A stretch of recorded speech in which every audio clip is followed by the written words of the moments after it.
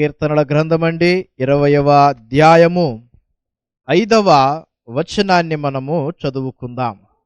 యెహోవా నీ రక్షణను బట్టి మేము జయోత్సాహము చేయుచున్నాము. మా దేవుని నామమును బట్టి మా ధ్వజము ఎత్తుచున్నాము. నీ ప్రార్థనలన్నీయు యెహోవా సఫలపరచునుగాక. హల్లెలూయా. ఈ యొక్క దినమును గూర్చి దేవుడు మనకిస్తున్నటువంటి యొక్క మరి యొక్క మాట ఏమిటంటే, నీ ప్రార్థనలన్నీయు సఫలపరచునుగాక. దావీదు గారు చెబుతూ ఉన్నటువంటి యొక్క పలుకుతూ ఉన్నటువంటి యొక్క మాటలు, ఈ మాటలు వాక్యము సెలవిస్తూ ఉంది.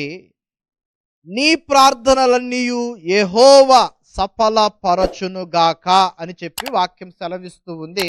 దావీదు గారు దేవుని యొక్క ఆత్మతో, వాక్య శక్తితో, ప్రార్థనా శక్తితో వ్రాయబడినటువంటి యొక్క ఈ మాటలు చాలా బలముతో నింపబడగలిగినవిగా ఉన్నవి.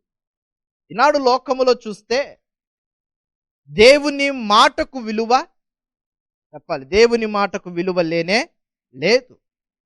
దేనికి విలువ మరి అంటే ఆడంబరములకు విలువ ఎక్కువ ఉంది.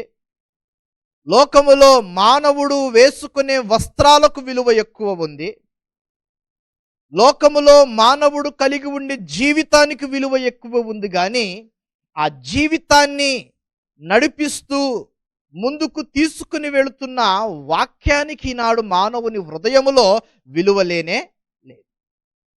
ఈనాడు ఒక క్రైస్తవునిగా మనము ఉన్నామయ్య అంటే మన జీవితంలో అన్నిటికంటే ప్రాముఖ్యముగా వాక్యమునకు విలువ అనేది మన జీవితంలో ఉండాలి. వాక్యమునకు విలువ అనేది మన జీవితంలో లేకపోతే నిష్ప్రయోజనమే. చేసిన ప్రార్థన కూడా సఫలతలోనికి రాదు. అయితే దావీదు అంటున్నారు ఇక్కడ, నీ ప్రార్థనలన్నీయు, నీ ప్రార్థన అని చెప్పలేదు. ప్రార్థన అనగా ఒకటే, నీ ప్రార్థన అంటే ఒకటే. అయితే ఇక్కడ నీ ప్రార్థనలన్నీయు అంటే నువ్వు చేసేటువంటి యొక్క ప్రతి సందర్భమునకు తగినటువంటి ప్రార్థనలన్నీయు యెహోవా అనగా ఉన్నవాడు, సఫలత అనగా అవి ఒక సక్సెస్ని, ఒక గురిని దేవుని దగ్గరికి చేర్చడానికి దేవుడు సహాయము చేస్తాడు. ఎప్పుడు వాక్యమునకు విలువ ఉన్నప్పుడు మాత్రం.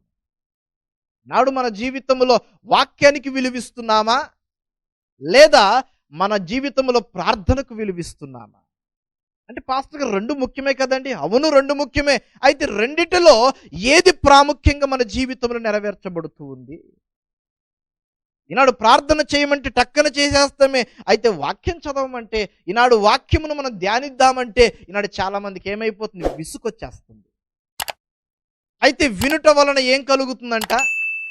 అయితే ఏం వినాలి? దేవునిని గూర్చిన మాటలను వినాలి. ఆ దేవుని గూర్చిన మాటలే మన జీవితంలో గొప్ప రాబోతున్నటువంటి ఉపద్రవముతో కూడిన రెండవ రాకడను మనల్ని తప్పిస్తుంది. దేవుని యొక్క వాక్యం అపవాదిని ద్వారా మనం మరుగు చేయబడి మనము ఆ వాటిని తప్పించబడతామేమో.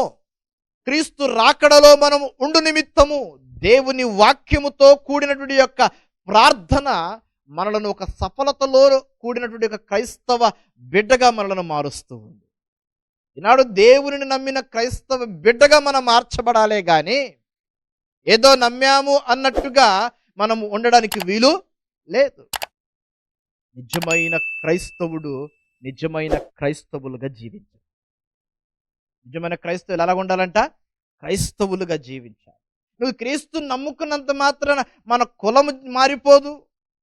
కేవలం నీ మనస్సు మారుతుంది, కేవలం నీ జీవితం మారుతుంది, నువ్వు జీవిస్తున్న బ్రతుకు మారుతుంది. అంతేగాని నీ కులం మారిపోదు, జాతి మారిపోదు, ఏది మారిపోదు. దానికి క్రీస్తుకు సంబంధమే లేదు.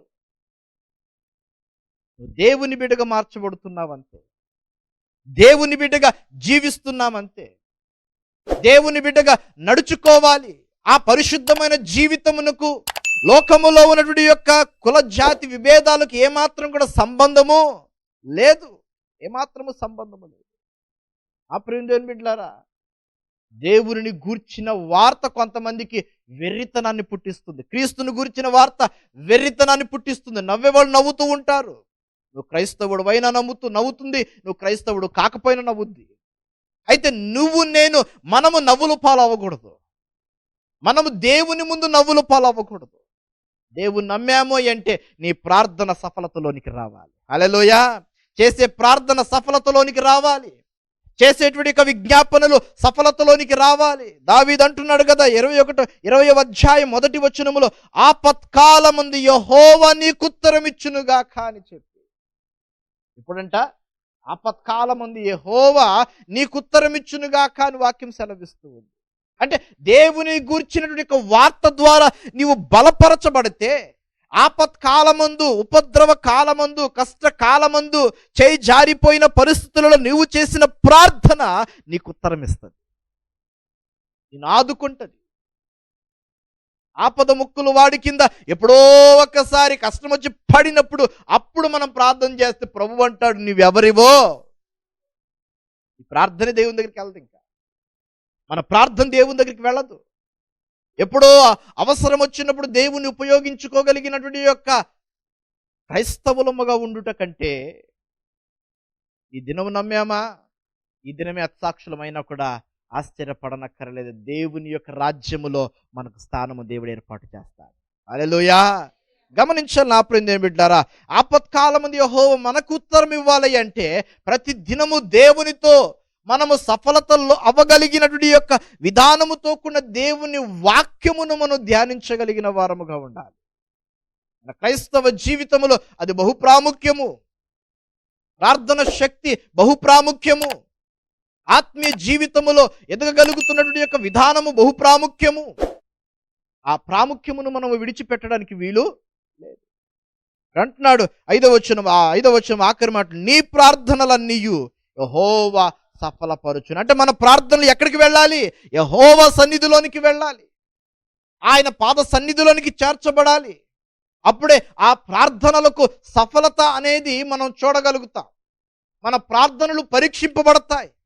మన ప్రార్థనలు పరీక్షింపబడితేనే అది పాస్ అవుతుందో ఫెయిల్ అవుతుందో. పాస్ అవుతే సఫలత, ఫెయిల్ అవుతే నిష్ప్రయోజనము. మరి మనం ప్రార్థన ఈనాడు మనం చేసే ప్రతి ఒక్కరూ జ్ఞాపకం పెట్టుకోవాలి, ప్రభువా నా ప్రార్థన సఫలతలోనికి వెళుతుందా, నిష్ప్రయోజనములోనికి వెళుతుందా? ఇది చాలా ప్రాముఖ్యంగా మనము జ్ఞాపకం చేసుకోవాలి.